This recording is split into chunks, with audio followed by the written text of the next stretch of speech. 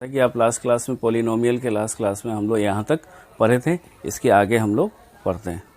ठीक है, इसको मैं यहाँ से मिटा देता हूँ। आज हम लोग कुछ और पॉइंट पढ़ेंगे पॉलिनोमियल्स में। पॉलिनोमियल्स में क्या है कि आपको शुरू में आपको इसमें दो चैप्टर में आपके क्लास 9 में इस टॉपिक को दो चैप्टर में डिवाइड किया गया। एक है बहुपद, एक बहुपद के गुणनखंड। ठीक है, तो हम लोग अभी बहुपद पढ़ रहे हैं। तो बहुपद में जो जो टर्म्स आते हैं बेसिकली उसको पहले हम लोग डिस्कस करते हैं। अभी टर्म्स आया है गुणांक। क्या आया? गुणांक। इसको अंग्रेजी में कोएफिशिएंट कहा जाता है। क्या कहा जाता है? कोएफिशिएंट। कोएफिशिएंट का मतलब होता है गुणांक। गुना प्लस अंक। देखिए, वर्ड को आप तोड़ के समझेंगे ना तो आपको बहुत आसानी हो जाएगा मैथ को समझने के लिए। ठीक है, गुणांक। गुणांक का मतलब अगर हम उसको दो पार्ट में अगर हम उसको तोड़ते हैं तो गुना प्लस अंक, अंकों का जो गुना होता है उसी को गुणांक कहा जा सकता है। ठीक है, अब इसमें आता है कि अंक गुणांक, न्यूमेरिकल कोएफिशिएंट। क्या आता है? अंक गुणांक। इसमें नंबर को गुना किया जाता है एक दूसरे से। ठीक है, ओके। जैसे एग्जांपल में अगर हम ले लेते हैं 5x, ये क्या हो गया? 5x। तो 5x में क्या है? किसी पद में गुना होने वाली संख्या को गुणांक कहा जाता है। किसी पद में गुना होने वाले संख्या को गुणांक कहा जाता है। तो बताइए कि एक ये पद है, ये मैंने पिछली बार बताया कि ये पद है, तो इस पद में आपका ये क्या हो गया? ये चर है। अब चर में कोई संख्या अगर गुना हो रहा है तो वो क्या उसका रिजल्ट आ रहा है? गुणांक हो रहा है। तो ये गुणांक क्या हुआ? ये गुणांक आपका 5 हो गया। और ये क्या हो गया? चर हो गया। ठीक है, यह गुना होने वाला जो अंक होता है उसे ही गुणांक कहा जाता है। किसी पद में गुना होने वाली संख्या को गुणांक कहा जाता है। सिंपल सा बात है। ठीक है, अब दूसरा एग्जांपल ले लेते हैं। मान लेते हैं 5ab² लिखा हुआ। ठीक है, तो 5ab² में अगर आप इसको दो पार्ट में अगर आप गुना कर सकते हैं, ठीक है, तो आप लिख सकते हैं कि y² का गुणांक क्या होगा? 5a होगा। y² का गुणांक 5। आप देखिए 5 into a into b square या 5 इंटू ab²। ठीक है, अब इस दोनों टर्म्स को लिख सकते हैं। अगर हम सिर्फ संख्या की बात करेंगे तो ये क्या हो गया? गुणांक क्या हो गया? 5 हो गया। अगर b² को 5a से गुना करते हैं तो यहाँ पर गुणांक क्या हो गया आपका? 5a हो गया। ठीक है, यानी आपको याद रखना कि कोई भी संख्या अगर किसी चर से गुना होने के बाद को जो बनता है उसको ही गुणांक कहा जाता है। ठीक है, अब यहाँ पर इसको मैं मिटा देता हूँ। आइए इसमें एक और एग्जांपल लेंगे। देखिए, जितना एग्जांपल आप लेंगे उतना ज़्यादा आप समझ में आएंगे। मान लेते हैं यहाँ पर ले लेते हैं x² y। अब बताइए इसका गुणांक क्या होगा? x² y का गुणांक क्या होगा?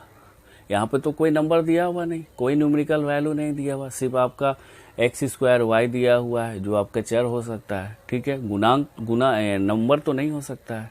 ठीक है, तो आखिर यहाँ पर क्या होगा?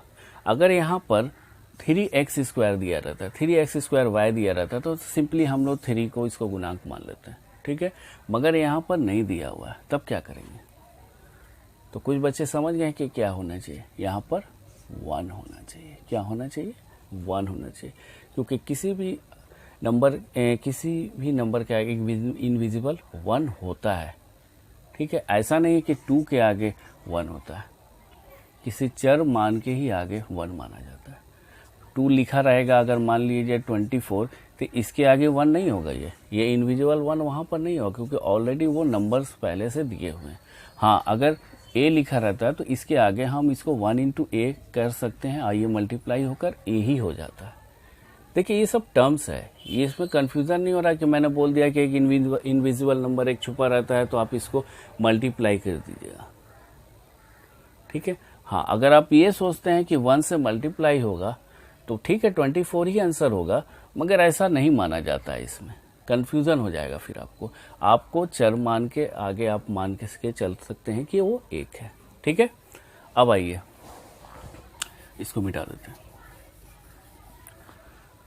अब ये बताइए कि अगर मान लिया जाए -x² y है, तब क्या होगा इसका गुणांक?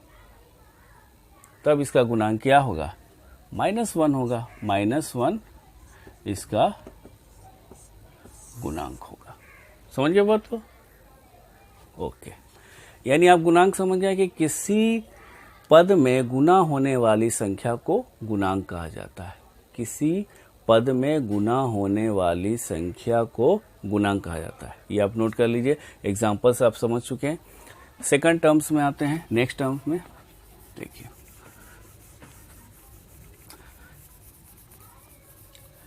नेक्स्ट टर्म आपका है पद का घात। पद का घात यानी degree of terms. Degree of, लिखने में नहीं बन रहा, डिग्री ऑफ टर्म। अब पद का घात क्या होता है? तो इसमें आप जान लीजिए कि पद के सभी चर के घातों का योगफल उस पद का घात होता है। तो सबसे पहले आप पद तो समझ गए, इसमें घात एक नया वर्ड आया। घात मतलब डिग्री। घात का मतलब होता है डिग्री और टर्म्स का मतलब होता है पद। नोमिनल्स का मतलब भी पद ही होता है, टर्म्स का मतलब भी होता है पद।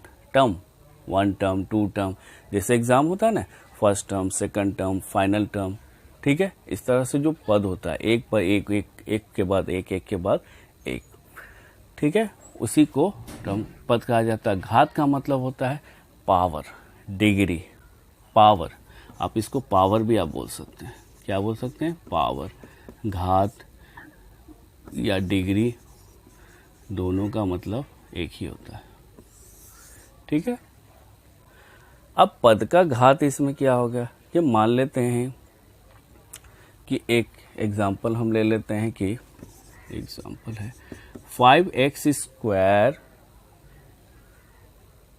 yz। 5x² yz। तो अब बताइए कि इसमें इसका पद का घात हम लोग कैसे निकालेंगे?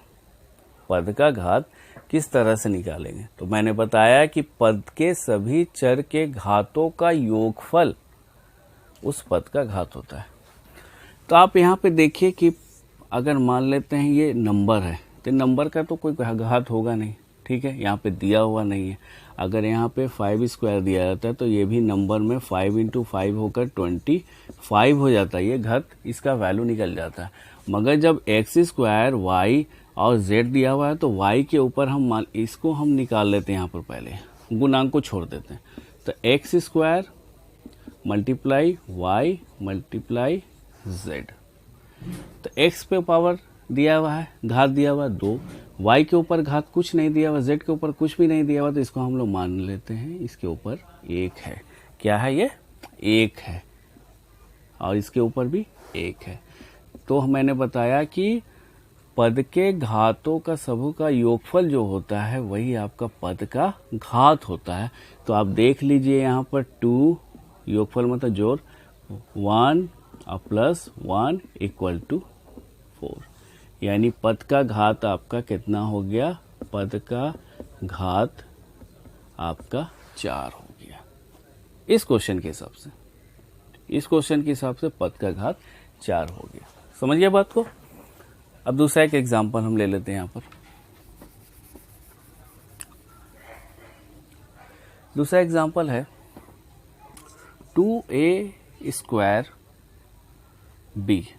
2a² b। अब बताइए यहाँ पे पद का घात क्या होगा? सिंपल, a² इंटू b अगर आप करते हैं तो इसका घात 2 है और इसका घात 1 है। तो 2 + 1 = 3, ये आपका आंसर हो गया। समझ गया बात को? तो इस तरह से हम लोग पद का घात निकालते हैं। तो नेक्स्ट क्लास में हम लोग इसके आगे पढ़ेंगे कि लाइक एंड अनलाइक टर्म्स किसको कहा जाता है, यानी सजातीय पद और विजातीय पद किसे कहा जाता है, और किस तरह से हम दोनों में डिफरेंस पता करेंगे, यानी अंतर पता करेंगे कि कौन सा सजातीय पद होगा, कौन सा विजातीय पद होगा। Okay, thank you.